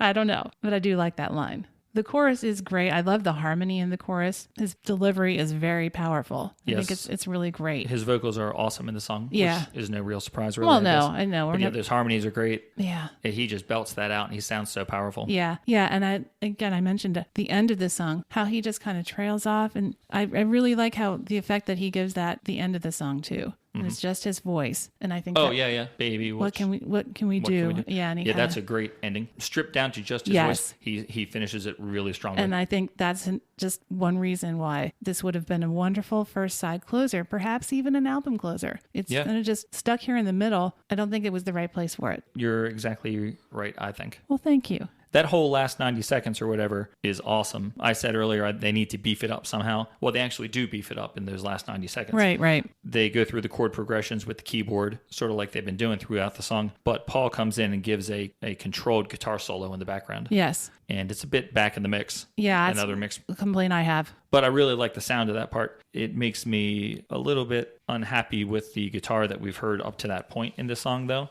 Here's the thing. At the end of the song, you give us like basically almost like a rock, guitar rock hero guitar solo. Yeah. And there's been guitar in this song. But just in the first verse, you hear once per verse at the end of the first line, just a quick strum. Right. Yep. So in the first introduction and the first time through the lyrics, you hear a total of 3 strums. Right. Total. Yeah. And then in the middle of the song, they repeat all the lyrics. Yes. And they basically do that same exact thing, the strum. Although at one point, there's a second or two of noodling. Yes. I remember that. That's kind of buried deep. Yeah. But basically, they're doing the same exact thing. Right. And then you get the third final part of the song where the guitar solo starts. The guitar should have developed. If you're going to come Yes. in with that awesome closing, start it like you did. Yeah. And then in the second and third, just gradually add a bit more guitar to Yep. get people ready for the solo. It just Right. makes sense, I think. Yeah, and it adds more interest to the song instead of just repeating exactly. the same thing over and over again. Right. And then changing it up at the very end. Like, oh yeah, we could have done all this. We just saved it for the end. And because that guitar part is awesome, the Rolling Stone article reviews to that guitar solo as the longest of Paul's career and almost fatalistically finished. Oh, wow.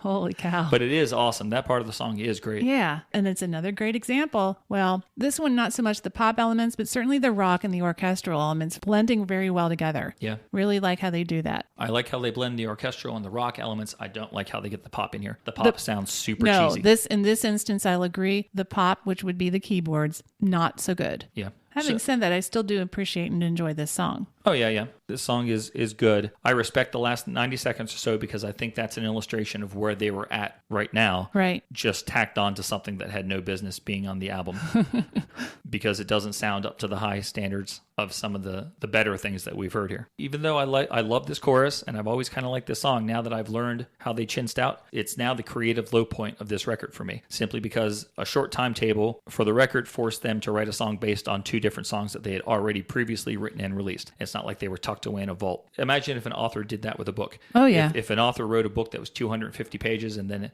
couple years later released a 350-page book where he just tacked an epilogue onto it but claimed it was a brand new book, you'd say, like, why do you think you can get away with that? Yeah. And yeah. that's sort of what I think about this now that I've heard that. Although I shouldn't let it kill my enjoyment of the song because Yeah. there are good parts to it, but Yeah, I'm just sort of you seem disappointed to be in it. really focused on that. You got to get over that. Well, or not, I guess. But anyway, I don't think it was a creative low point. I think Touchy was less creative than this one, but we can agree to disagree. All right, so I guess we're up to the final song. Yeah, on the first side. Yep. All right, so this is the last song. It is called Hurry Home. She's alone, got no money.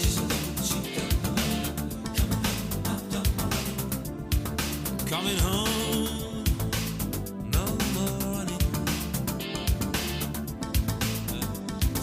Why not should I deny the untrue thing left inside me? Coming home, no more running.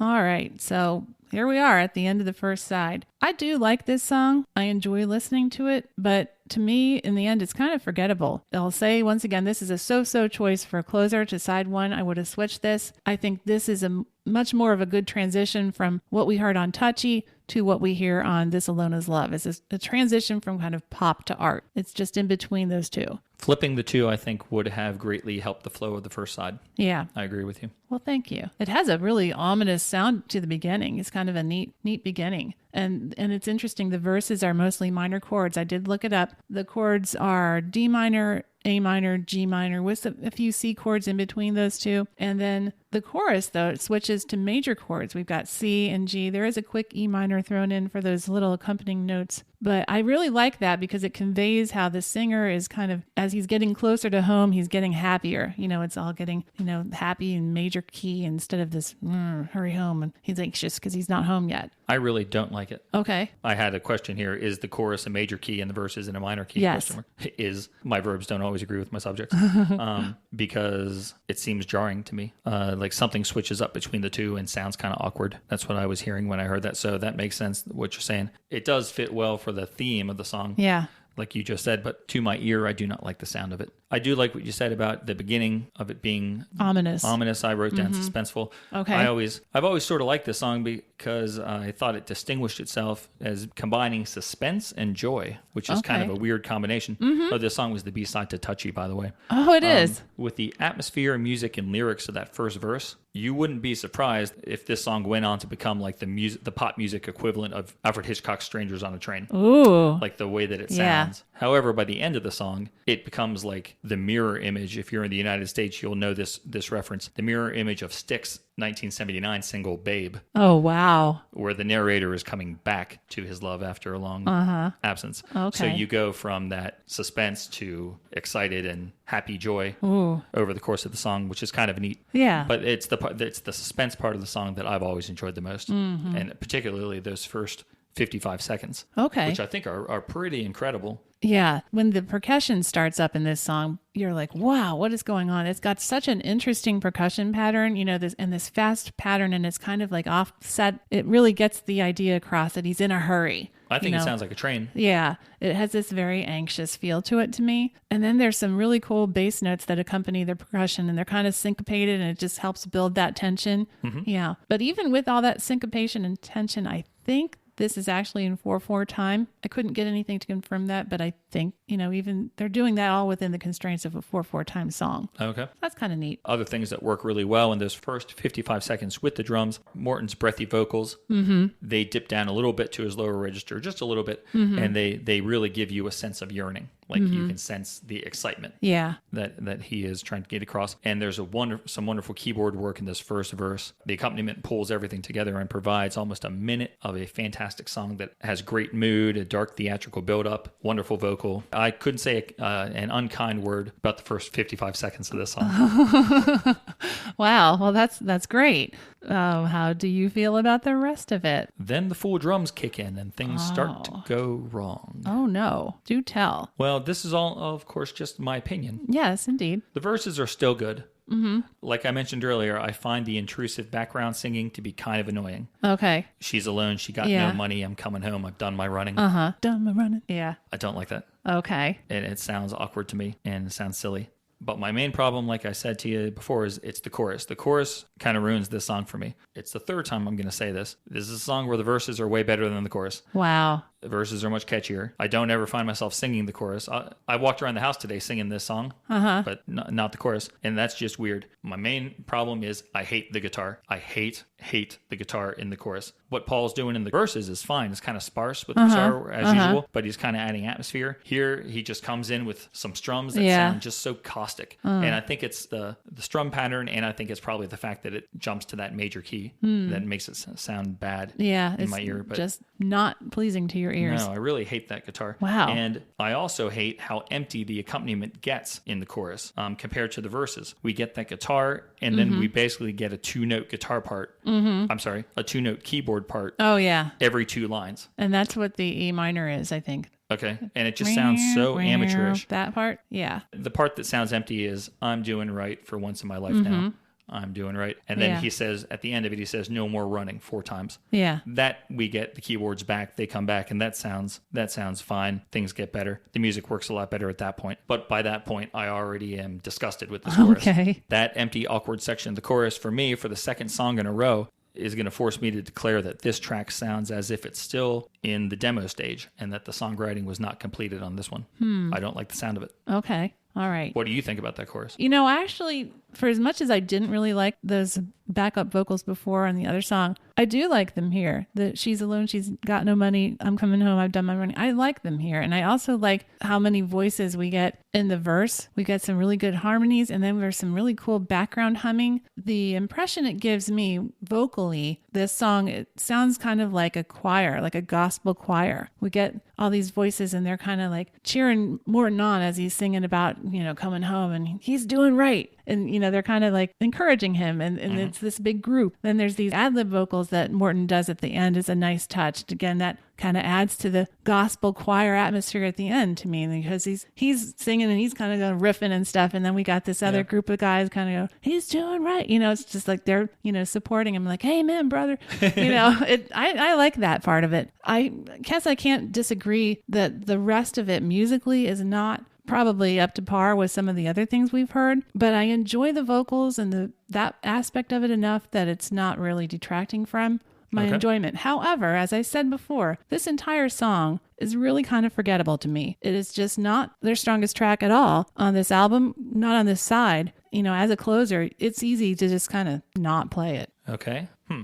I don't think I would skip it, even though with the things that I've said negative there. I think there's enough good that I would miss this if this wasn't here on side 1. I don't mind if you switch it with song 4, like you said, but I do like those the first verse, especially the verses in general. I like, and I like what I'm going to call the bridge with the rolling countries, fields unfolding. Oh yeah. Mm-hmm. I swear the winds are calling. I think that works really well, and I think that does sort of paint a picture in your mind of just the miles rolling by as you travel. I can picture him just on looking a out train. the window on a train, thinking about who he's going home to. Oh yeah. And you just see the fields and the countryside and, roll by. I think that's a really good part. Mm-hmm. So I think there is enough good about this song that I'm going to let it play every time. Okay. Even, considering what I don't like. Okay. You know what else I like? Tell me. I like near the end when, even though I just badmouth these background vocals.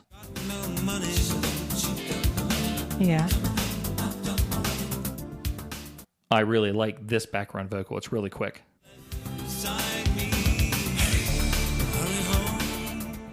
I noticed that for the first time when listening for this podcast. I think I was like, oh, that's great. That hurry. Yeah, that's a good effect. I like appreciate that too. I like that. I'm glad you mentioned that.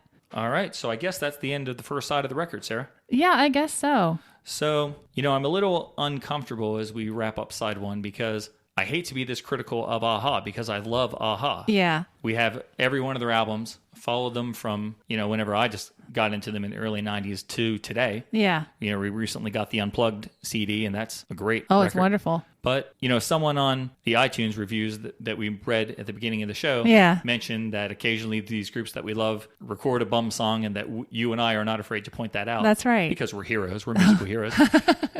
And I think that's what's happening here. Yeah. We got to tell it like it is. We've got to.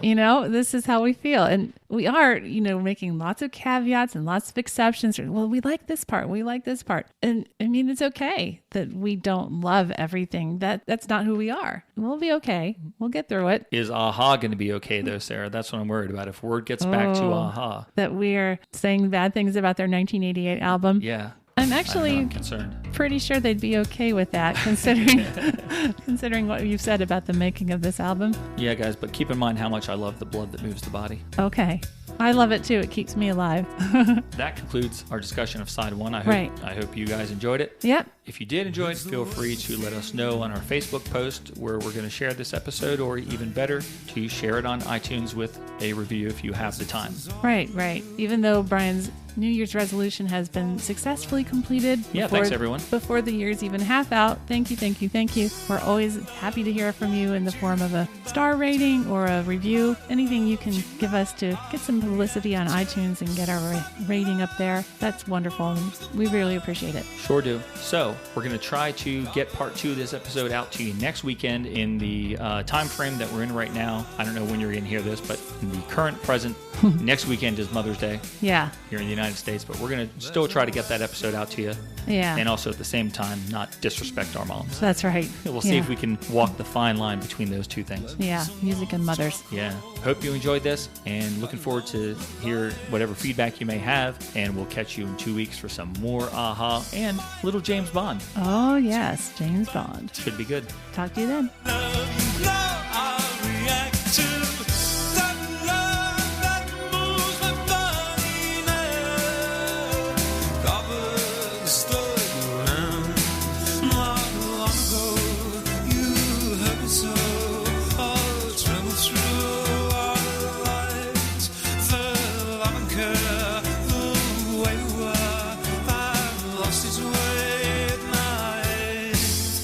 It's the way we feel.